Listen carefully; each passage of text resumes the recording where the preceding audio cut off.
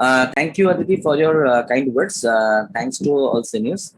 Very good morning to all of you. I'll be presenting under the broad headings of dousing the fire 360 approaches to the chemical injuries. I will highlight the visual rehabilitation and the beginners key to keratosis processes. Hope more prevails. I have no financial interest. I will highlight the following points: the special case scenarios in Sabaku and the late presentation, how we surgically manage all these cases, clinical evaluations, the rational surgical plan of each case, surgical tips and tricks, beginners key to care pros, discussion, and the take-home messages. How to do the visual rehabilitation in old chemical injury patients.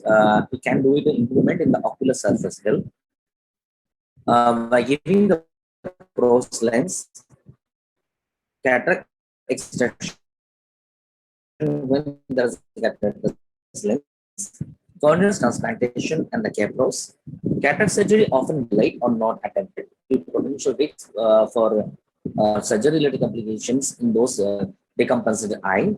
And this presentation highlights appropriate management in scarred cornea. We have the two treatment options. Before going to the surgical compromised eye, we have two stem cell based treatment options. Among them, the congenital autograft ex vivo slates simple limbal epithelia transplantation, which is now come to the very much commonly practiced procedure, the keratolimbal allograft, alloslate, and the cultivated oral mucous epithelial transplantation. And overall, we can do the lamellar keratoplasty or PKs. And among the KPros, we have and the modification like LB KPros. But before doing surgery, we should know the prerequisites for the compromised eyes.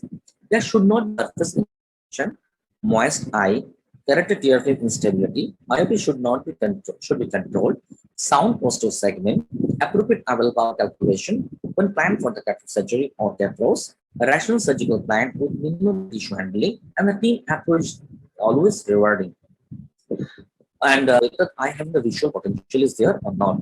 Clinically, we should check the RFID. And if there is the people is normally reacting, there is no RFID, give you the hints that the patient having the functioning of the nerve. Endoseminal OCT is done to know the depth of the spur, thickness of the cornea under the pannus. We begin to know the endosegments and ciliary body status, and UVCB scan is indicated to know the soundness of the posterior segment. I'm sharing a few cases. This is one of the cases. A 23-year female patient came to us with the complaining of the big opacity in the eye and with a mild ptosis, and for the marriage, and accompanied by her parents. And on clinically found that she having unilateral almost near total LSD, and she having this type of picture with almost visceral LSD is there with the chronic edema, and there's a devascularization of that. What we planned for her, in spite of giving her the cosmetic contact lens, we simply do the we have done simply the one removal of the pannus, and auto slit was done from other eye, as other eye was significantly normal.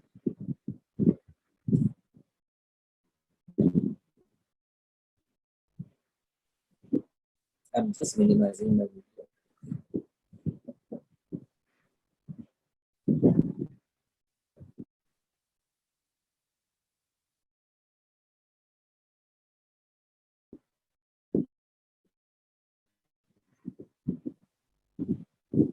My video is audible? So we can see your video. Yeah, we can see your video. Yeah. So we have removed. This is her on table. Actually, due to some technical issue, I have to be run the video separately. And simply, we had already my previous speakers shown the surgical management. What we have done this thing, we simply remove this pannus, and it is surgically very much technically easy. Once you get the plane in between the pannus and the cornea, just like your belt, you will get is very smooth to remove it off. And once it has been done, we put a AMT over the interval surface, fix it to the favorite glow.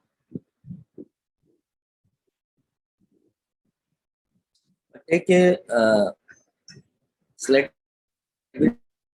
from the other eye with prior consent from the patients.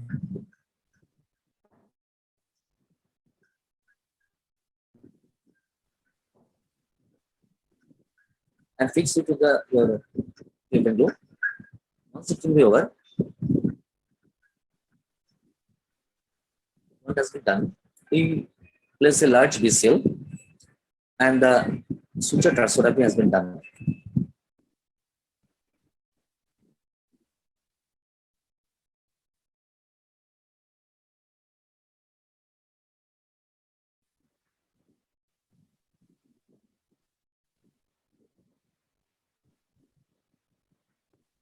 So this is our 14 days post-op. If you recall the slide, so whatever I've shown the previously is almost vascularized eye. She came for the cosmetic correction, and it is a visual rehabilitation on the just day 14 of the post-op day. And on the over the 6 month, eye looks like this, and she having the 6/9 vision. Just only doing the simple this slit with the AMT will not only give her the vision but also the cosmetic correction, and what she wanted your cosmetic contact lens. Now I move into the case 2. This 45 years gentleman came to us in almost after 1 month with chemical injury, and it was by the mortal metal injury while he was working, and initially it was managed elsewhere by the medically. When he came to us, we are after the almost 3 to 4 weeks, we have done that. There is almost the eye looks like this. You can see the things is almost the limbal ischemia involving the 2 o'clock up to your 9 o'clock position, and there is a week of the injury. What we have done immediately, we have done a tenonplasty with the AMT, but in spite of the aggressive medication, the progressive scleral ischemia was noted. So our next surgical plan was, and we have seen this having the there is a scleral ischemia was there, and the scleral thinning was there. So we have done for him the scleral patch graft. Now I move on to the case that is case number 3. That is that this patient is very close to me, because this boy came to us with when he was in the age of 10, and he has an injury of the at the age of 8, and it became almost plastered eye. Can't open the eye, and this is the eye. There is a almost plastered eye. Inferior symblepharon is there. We release the symblepharon.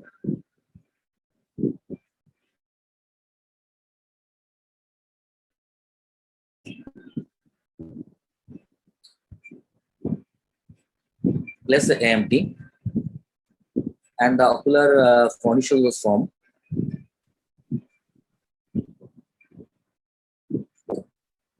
And an autoslit was done from the other eye with prior consent from the parents.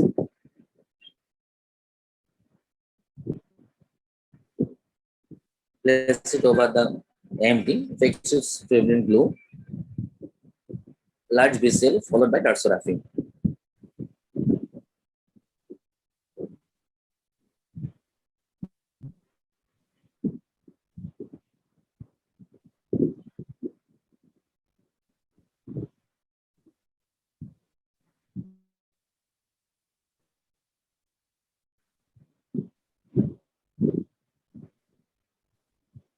So this is the immediate post-op, and this is the post-op at the 6 weeks. So you can see this cornea is relatively much better clear, and initially he has a vision of 6/60. We have done the patching for the other eye and the down the limb. He has followed up with me for the last 2 years. Now the vision becomes after the I'm giving the amblyopic therapy. It becomes 6/18. This is one of the patient which came with us. This is a young CRPF Jawan who had accidental injury with a chemical injury. After doing the several AMT with the select procedure, the right eye goes like this way, and the left eye it's almost vascularized with the bearing the visual axis. For him, we have done the prostral. So the left eye, which has been already giving the prostral, which showing the 6/18 vision. So this is one of the modality of treatment for those compromised eye. So what to choose when the none will work? Then the option is that's the KPro. And how to assess when the cornea is opaque? The several things we should be monitor before doing any. Please give me some of the time, please. We have to previous intervention, whether there is not. We have to correct.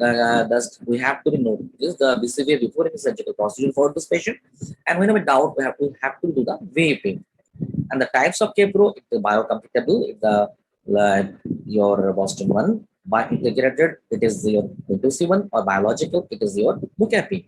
The component of the KPro is nothing but the, if you broadly thinks away as a beginner prospects, it is nothing but the eye will. It has a one optic part and the haptic parts. The optic part, which is made of the PMA. For the type 1 KPro, the haptic part is the corneal the carriers and the backlogs. For the type 2 KPro, the your optical part is PMA and the. Sorry to interrupt, sir, but can you do sum it up in next 30 seconds? I will sum up the things. Can you give me plus 2 minutes, please? Sure, yeah. 2 minutes. I will sum up the things. So the choice of KPro, this is the type 1 KPro when the eye is moist. This is the type of KPro, which is when the eye is really dry. We have the through the lid KPro and the your MOKP options. So these are the deciding factor. We should be checked. This is the checklist for the ocular, systemic, and others. When the deciding factor for the patient related, whenever we are planning for the KPros as a beginner, we should follow this 3 checklist. So why does high surrounding the KPros? Because there's restriction of the lifestyle, multiple factor, and the cosmesis. So these are the follow-up protocol for the type 1 and type 2 KPros. So beginners, KMAT, being a ocular surface consultant to a KPro surgeon, we should need proper training. Once we were planning for the individual start the things, we should have a proper guide or mentor to these the things exactly properly, and we should in a KPro setup and long-term commitment or passion for the being the KPros. So what is in KPro mean as a beginners? To understand that KPro is available options in situation, but the other strategy will not work. Be aware of this option and their indication, broad understanding of the concept, what, when, and how, and appropriate referral, appropriate counseling, and develop special interest and the solid monitoring and the training for before going by your own. So I am presenting this all 4 cases having significant drop of vision following the chemical injury, profound scarring with the LSD, but all have over the model technique as proposed by Sangoman et al. Or the IR et al. Classical cases of the unilateral total LSD with a sound other eye and the source of autoslit, pros showing the significant improvement in the visual outcome, and three of all cases showing the promising outcome and the good vision. These are the following journal which showing there is an effect of the ocular surface reconstruction and the KPros for the visual evidence all those challenging scenario. So these are the surgical keynotes. Ocular subchemical injury, a true ocular emergency, require aggressive intervention. Chemical injury represent 8% to 18% of the ocular trauma, and the patient education about the nature of injury is a must. So my take home message. Management should be in the molecular, the cellular level, need first-stage reconstruction should be discussed in detail. Tenon advancement in the AMT, in the hallmark for surgery for the limbal chemical injury, scleral patch drop novel approach to address the post-chemical injury scleral ischemia. Slit is an acute management can be tried. Understanding of the KPro, which, where, and when inappropriate referral should be managed properly, and dedicated team approach to this patient care in this challenging scenario is always rewarding. Thank you. Thanks for kind patience hearing, and thanks for giving the extra time to also.